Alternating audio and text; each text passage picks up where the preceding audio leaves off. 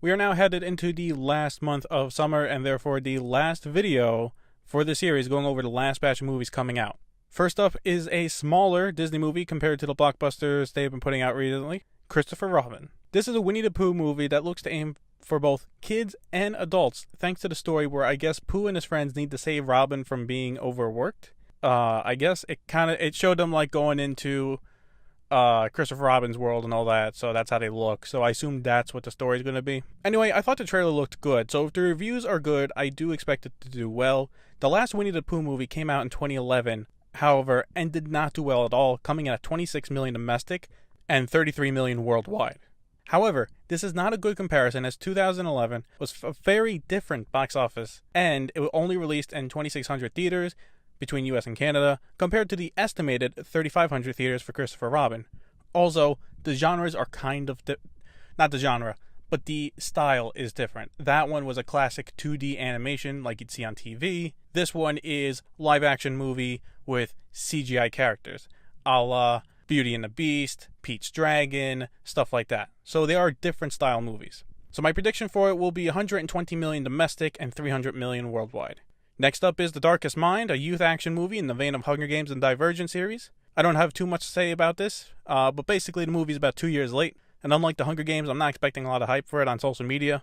Hell, even Divergent, which was the second franchise that got closest to what the Hunger Games were, they didn't even finish out their series. They had one movie left, and the third movie did not do well enough for the fourth movie to be made.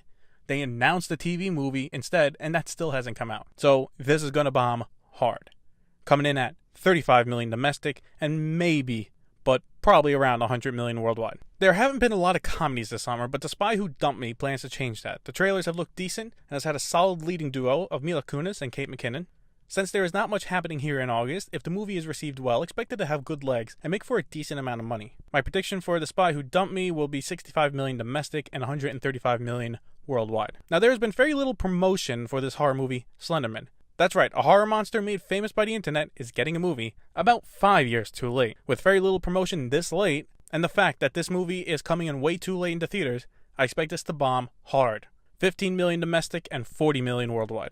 Next is an American and Chinese co-production called The Meg, where Jason Statham has to take on a prehistoric shark that threatens a beach. Now while it may not get good reviews, the premise is stupid enough that it will make a bit of money, along with the fact that this month is headlined by Mission Impossible and Christopher Robin. There is room for another movie to make some money. For The Meg, I'm expecting 45 million domestic and 240 million worldwide. The big difference being I expect it to do okay here at around 45. However, assuming it's received well in China, that's where I am expecting it to make most of its money and then a little bit left over in Europe. The last action movie of the summer, starring Mark Wahlberg, is up next with Mile 22.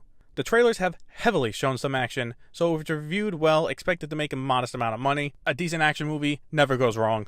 What could help it is if a lot of the new movies here bomb, let's say Spy Who Dumped Me bombs, Darkest Mind bombs, Slenderman bombs, there is a chance for Mile 22 to break out. My prediction for Mile 22 is 55 million domestic and 120 million worldwide. The last movie on this list is a rom-com called Crazy Rich Asians. The only thing here that makes it different is that it's a majority Asian cast compared to white or black. Besides that, it looks to be a standard rom-com.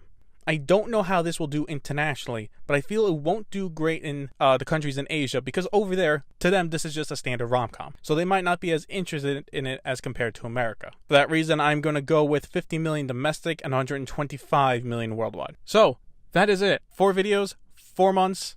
All my predictions are now out. And come end of September, when the movies in August have had a decent chance, I'm going to shut it down. I'm going to tally up the box office, and I'm going to do one more video going over my predictions and how well they were received. There's going to be one big video going through each month and how I did. I'm going to grade myself and see if I was any good or not. So, if you made it this far, thank you for listening, and I hope you look forward to the last video next month.